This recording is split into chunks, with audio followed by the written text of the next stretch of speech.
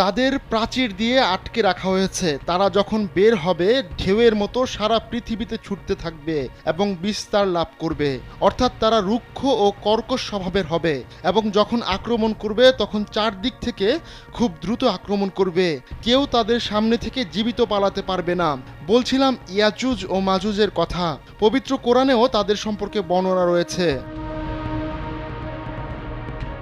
মূল বিষয় হলো ইয়াজুজ ও মাজুজ এক পরহেজগার বাদশার আমলে ছিল, যে বাদশাকে বলা হতো জুলকারনাইন। জুলকারনাইন অর্থ দুই শিংওয়ালা মানুষ। সেই রাজার মুকুটে দুটি শিংয়ের মতো মুকুট ছিল বলে তার এই নামকরণ করা হয়েছে। জুলকারনাইন ছিলেন খুবই ক্ষমতাধর এক শাসক এবং তিনি ছিলেন একজন ঈমানদার।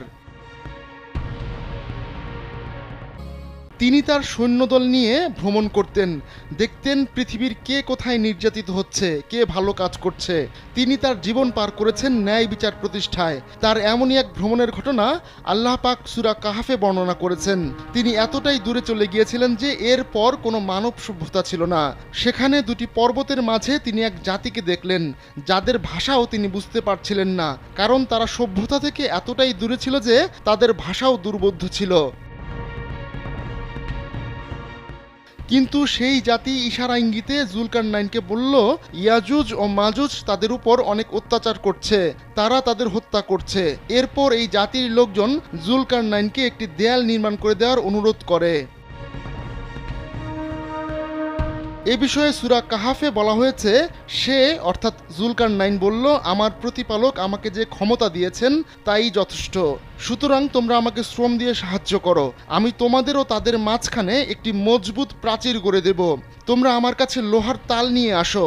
তারপর মধ্যবর্তী ফাঁকা জায়গা পূর্ণ হয়ে যখন লোহার ঢিবি দুটি পাহাড়ের সমান হলো, তখন জুলকারনাইন বলল, তোমরা হাঁপড়ে দম দিতে থাকো। যখন তা আগুনের মতো গরম হলো তখন সে বলল, তোমরা গলানো তামা নিয়ে আসো, আমি তা ওর উপর ঢেলে দেব। এরপর ইয়াজুজ ও মাজুজ তা পার হতে পারল না বা ভেদও করতে পারল না। জুলকারনাইন বলল, এ আমার প্রতিপালকের অনুগ্রহ। যখন আমার প্রতিপালকের প্রতিশ্রুতি পূর্ণ হবে তখন তিনি তাদের চূর্ণ বিচূর্ণ করে দেবেন, আর আমার প্রতিপালকের প্রতিশ্রুতি সত্য। পবিত্র কোরআনে মহান আল্লাহ তাআলা আরও বলেন, আমি তাদের দলে দলে তরঙ্গের আকারে ছেড়ে দেব, আর সিংগায় ফু দেওয়া হবে, তারপর আমি তাদের সবাইকে একত্রিত করব। শাসক জুলকারনাইন ইয়াজুজ মাজুজদের প্রাচীর দিয়ে আটকে রাখলেও কিয়ামতের আগে হজরত ঈসা আলাইহিসসালামের পৃথিবীতে পুনরাগমনের আগে তারা ওই প্রাচীর ভেঙে বেরিয়ে আসবে। অর্থাৎ যখন কিয়ামত সন্নিকটে আসবে তখন আল্লাহ এই দেয়াল গুড়িয়ে ইয়াজুজ ও মাজুজকে মুক্ত করে দেবেন। মহানবী হজরত মুহাম্মদ সাল্লাল্লাহু আলাইহি সাল্লাম কিয়ামতের যে 10টি প্রধান আলামতের কথা বলেছেন তার মধ্যে অন্যতম একটি আলামত হচ্ছে ইয়াজুজ ও মাজুজের আগমন। ইয়াজুজ ও মাজুজ বের হওয়ার পর সামনে যা পাবে সব ভক্ষণ করবে। তারা নদীর পানি খেয়ে শেষ করে ফেলবে। তাদের সঙ্গে কেউ লড়াই করে পারবে না। এক সময় তারা বাইতুল মুকাদ্দাসের একটি পাহাড়ে গিয়ে বলবে, দুনিয়ায় যারা ছিল তাদের হত্যা করেছি, এখন আকাশে যারা আছে তাদের হত্যা করব। তারা আকাশের দিকে তীর নিক্ষেপ করবে। এ সময় হজরত ঈসা আলাইহিস সালাম তাদের জন্য দোয়া করবেন।